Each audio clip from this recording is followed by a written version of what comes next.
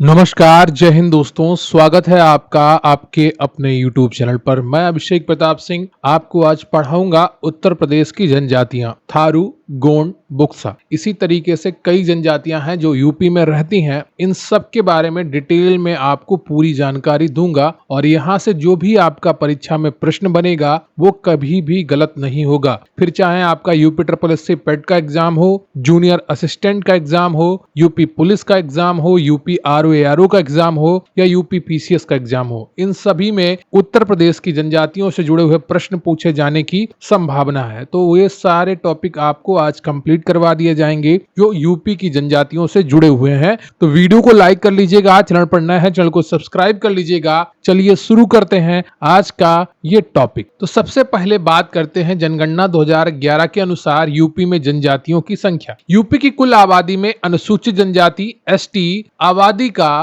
प्रतिशत 0.6% है। ठीक है, 0.6% है ST की कुल आबादी का। ठीक है, ये चीज आप ध्यान रखिएगा। थारू जनसंख्या की दृष्टि से सबसे बड़ी जनजाति है। ठीक है, तो यूपी में जनसंख्या की दृष्टि से थारू जनजाति सबसे बड़ी है। थारू जनजाति अपने मृत परिवार के सदस्यों के अंतिम संस्कार के दिन के रूप में दीपावली को शोक उत्सव के रूप में मनाती है। यूपी में सबसे ज्यादा अनुसूचित जनजाति आबादी वाले जिले सोनभद्र, बलिया और देवरिया है। नंबर 1 पे सोनभद्र आता है, आप याद रखिएगा, भूलिएगा नहीं। यूपी में सबसे कम अनुसूचित जनजाति आबादी वाला जिला बागपत है। ठीक है, तो ये चीज याद रखिएगा। और भी चीजें मैं आपको डिटेल में बताऊंगा, उसकी चिंता मत करिए। लेकिन जो अभी मैंने ये 4 चीजें बताई हैं इनको बहुत ही अच्छे तरीके से याद रखिएगा क्योंकि परीक्षा में यहां से भी प्रश्न बन सकता है। एक बार थारू जनजाति के बारे में थोड़ा सा जनसंख्या के बारे में देख लेते हैं और उसके बाद हम इसको डिटेल में देखेंगे। तो थारू जनजाति, यूपी में थारू की कुल जनसंख्या 1,05,291 है, जिसमें 53,687 पुरुष हैं और 51,604 महिलाएं हैं। ठीक है, तो ये थारू की कुल जनसंख्या के बारे में है। ये भारत नेपाल सीमा पर रहती हैं। बलरामपुर, बहराइच, लखीमपुर और पीलीभीत पर तराई मैदान में रहने वाले स्वदेशी लोगों का एक जातीय समूह है। ठीक है, अब थोड़ा डिटेल में देख लेते हैं थारू जनजाति को। Tharu tribe in Hindi. उत्तर प्रदेश की थारू जनजाति उत्तर प्रदेश की सबसे बड़ी जनजातियों में से एक है। वे मुख्य रूप से बहराइच, श्रावस्ती, बलरामपुर और लखीमपुर खीरी जिलों में केंद्रित हैं। वे मुख्य रूप से कृषि और पशुपालन में लगे हुए हैं। अगर बात करेंगे बुक्सा जनजाति की, तो बुक्सा ट्राइब, बुक्सा जनजाति उत्तर प्रदेश जनजातियां मुख्य रूप से दक्षिण पूर्व उत्तर प्रदेश के सोनभद्र जिले में पाई जाती हैं। तो बुक्सा जो जनजाति है मुख्य रूप से उत्तर प्रदेश के सोनभद्र जिले में पाई जाती है।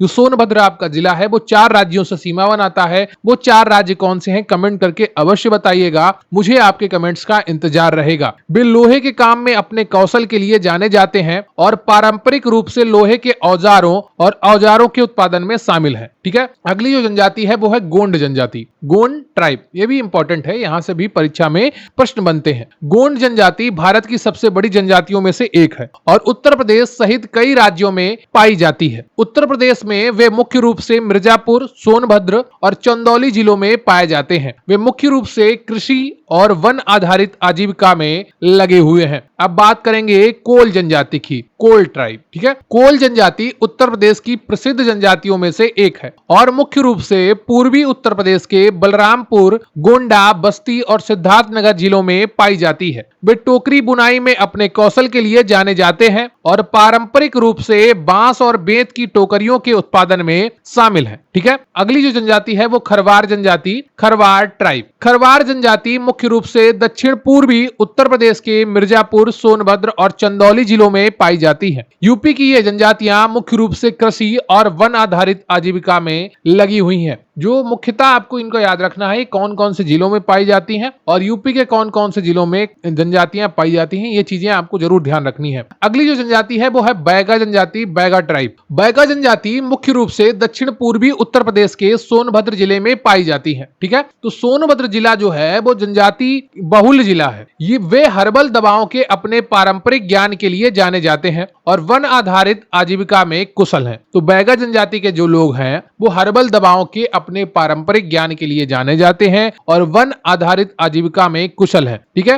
तो ये आपसे प्रश्न पूछा जा सकता है कि यूपी की कौन सी जनजाति है जो हर्बल दवाओं के अपने पारंपरिक ज्ञान के लिए जाने जाते हैं और वन आधारित आजीविका में कुशल है। तो आपका उत्तर हो जाएगा वहां पर बैगा जनजाति। इसी तरीके से आपको जो मेन पॉइंट है वो याद करना है। अब बात करेंगे अगरिया जनजाति की, अगरिया ट्राइब की। अगरिया जनजाति मुख्य रूप से दक्षिण पश्चिमी उत्तर प्रदेश के ललितपुर जिले में पाई जाती है। वे खनन में अपने कौशल के लिए जाने जाते हैं और पारंपरिक रूप से लौह अयस्क और मैग्नीज के निष्कर्षण में शामिल है। अब बात करेंगे सहरिया जनजाति की। ठीक है, सहरिया ट्राइब। सहरिया जनजाति उत्तर प्रदेश के प्रसिद्ध जनजातियों में से एक है और मुख्य रूप से दक्षिण पश्चिमी उत्तर प्रदेश के झांसी, ललितपुर और छतरपुर जिलों में पाई जाती है। ठीक है, जो सहरिया जनजाति है वो दक्षिण पश्चिमी उत्तर प्रदेश के झांसी और ललितपुर और छतरपुर जिलों में पाई जाती है। वे मुख्य रूप से कृषि और वन आधारित आजीविका में लगे हुए हैं। ठीक है, तो ये चीज ध्यान रखिएगा। अब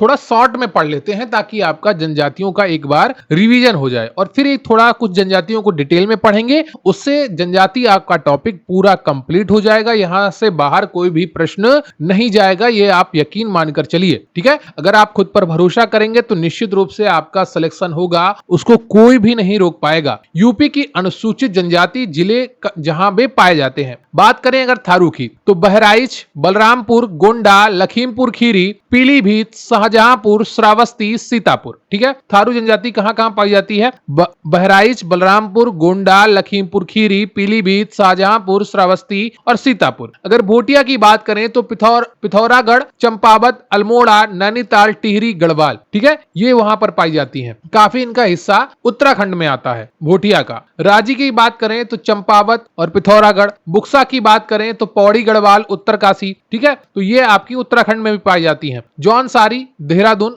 बोक्सा, गढ़वाल, सांसी, ये बहुत इंपॉर्टेंट है, संख्या में काफी कम है लेकिन ये काफी मात्रा में पाई जाती हैं। एटा, फर्रुखाबाद, मैनपुरी, इटावा, औरैया, कन्नौज। ठीक है, ये जो गंगा यमुना के बीच का इलाका है यहां पर पाई जाती है कौन सी? एटा, फर्रुखाबाद, मैनपुरी, इटावा, औरैया, कन्नौज में सांसी जनजाति। ठीक है, वन गुर्जर, देहरादून, नैनीताल, टिहरी, गढ़वाल। ठीक है, अब आपको मैं थोड़ा जो विशेष तौर पर आपको पढ़ना है वो इंपॉर्टेंट चीजें हैं वो मैं आपको बता देता हूं। थारू जनजाति के बारे में महत्वपूर्ण तथ्य। थारू जनजाति के लोग किरात वंश से संबंधित, इससे जुड़ा भी प्रश्न पूछा जा सकता है कि कौन सी जनजाति के लोग किरात वंश से संबंधित हैं या थारू जनजाति के लोग किस वंश से संबंधित हैं। इस तरीके का प्रश्न आपकी परीक्षा में बन सकता है। ठीक है, इस जनजाति के लोग कद में छोटे होते हैं, पीली चमड़ी और चौड़ी मुखाकृति के होते हैं। ठीक है, अब आपसे पूछा जा सकता है कि किस जनजाति के लोग कद में छोटे, पीली चमड़ी और चौड़ी मुखाकृति के होते हैं। इस जनजाति के लोगों का मुख्य भोजन चावल है। ये लोग अपने घरों का निर्माण लकड़ी के लट्ठों और नरकुलों से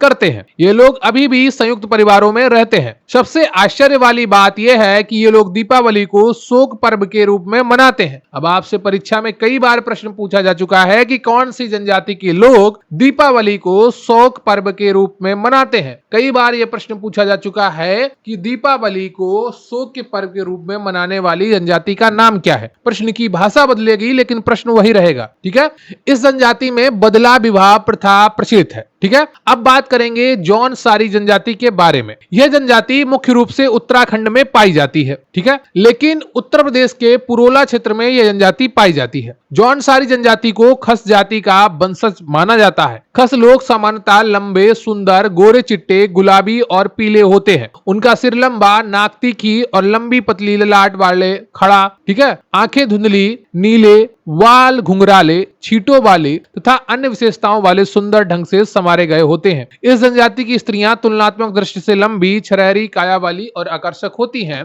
इस जनजाति में बहुपति प्रथा प्रचलित। अब आपसे पूछा जा सकता है कि कौन सी जनजाति में बहुपति विवाह प्रचलित है, तो जौनसारी जनजाति में बहुपति प्रथा प्रचलित है। अब बात करेंगे बुक्सा जनजाति के बारे में। ठीक है, किसके बारे में? बुक्सा जनजाति के बारे में। इस जनजाति का संबंध पटवार राजपूत घराने से माना जाता है। ये लोग सामान्य बोलचाल में हिंदी भाषा का प्रयोग करते हैं। इस जनजाति की पंचायत पंचायत का सर्वोच्च व्यक्ति तखत कहलाता है। यह लोग चामुंडा देवी की पूजा करते हैं। इनकी आय का मुख्य स्रोत कृषि है। उत्तर प्रदेश में बुक्सा जनजाति विकास परियोजना को 1983-84 में शुरू किया गया था। मोस्ट इंपॉर्टेंट चीज है, इसको जरूर याद करके जाइएगा कि उत्तर प्रदेश में बुक्सा जनजाति विकास परियोजना को 1983-84 में शुरू किया गया था। ठीक है, अब उत्तर प्रदेश की जनजातियों के बारे में कुछ अन्य महत्वपूर्ण तथ्य हैं जिनको देखना बहुत ही ज्यादा जरूरी है। ठीक है, उत्तर प्रदेश के फैजाबाद और जालौन जिले में एक भी जनजाति नहीं पाई जाती है। यह भी मोस्ट इंपॉर्टेंट लाइन है, इसको अवश्य याद रखिएगा कि उत्तर प्रदेश के फैजाबाद और जालौन जिले में एक भी जनजाति नहीं पाई जाती है। गोंड जनजाति समूह उत्तर प्रदेश का सबसे बड़ा जनजाति समूह है, जिसकी कुल आबादी 5,69,035 है। इसके बाद खरवार समूह की संख्या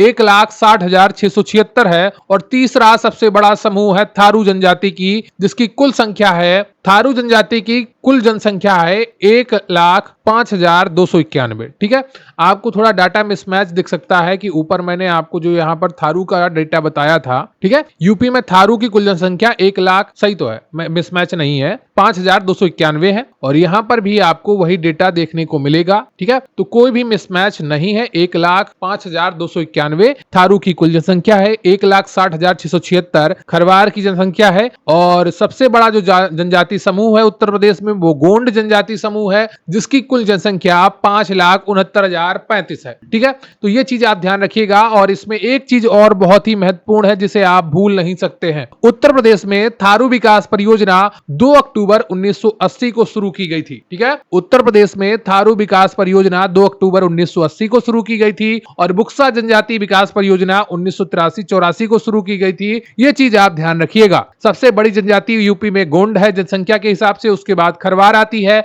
और तीसरे नंबर पर फिर थारू आती है और थारू की कुल जनसंख्या 1,05,291 है। ये चीज आप ध्यान रखिएगा। ठीक है, यहां पर आपको बिल्कुल भी भूलना नहीं है। क्लियर आपको? तो वीडियो को लाइक कर लीजिएगा, चैनल पर नया है चैनल को सब्सक्राइब कर लीजिएगा। अगर आपसे परीक्षा में पूछ लिया जाए कि दीपावली को शोक के रूप में कौन सी जनजाति मनाती है, तो थारू मनाती है और थारू जनजाति के लोग किस वन से आते हैं, तो किरात वन से आते हैं। ठीक है, तो वीडियो को लाइक कर लीजिएगा, चैनल पर नया है चैनल को सब्सक्राइब कर लीजिएगा। उम्मीद करता हूं यूपी की जनजातियों से जुड़ा हुआ सारा चीजें आपको याद हो गई होंगी। मैंने उत्तराखंड की जनजातियां कुछ इसलिए भी बताई हैं क्योंकि पुराने जब आप प्रश्न देखेंगे तो वो यूपी जीके में आपको शामिल होंगे, क्योंकि उत्तराखंड पहले यूपी में शामिल था। ठीक है, तो यूपी की जनजाति और उत्तराखंड की जनजाति एक ही होती थी, लेकिन जब से उत्तराखंड बट गया, यूपी से अलग हो गया सन 2000 में, तब से चीजें अलग हुई हैं। ठीक है, तो वीडियो को लाइक कर लीजिएगा, चैनल पर नया है चैनल को सब्सक्राइब कर लीजिएगा। और आपसे जो मैंने प्रश्न पूछा है कि जो सोनभद्र जिला है उससे लगने वाले 4 राज्यों की सीमा लगती है, तो उन 4 राज्यों का नाम क्या है वो कमेंट करके बताइएगा। मुझे आपके कमेंट्स का इंतजार रहेगा। बहुत बहुत धन्यवाद आपका। Thank you very much. जय हिंद, जय भारत।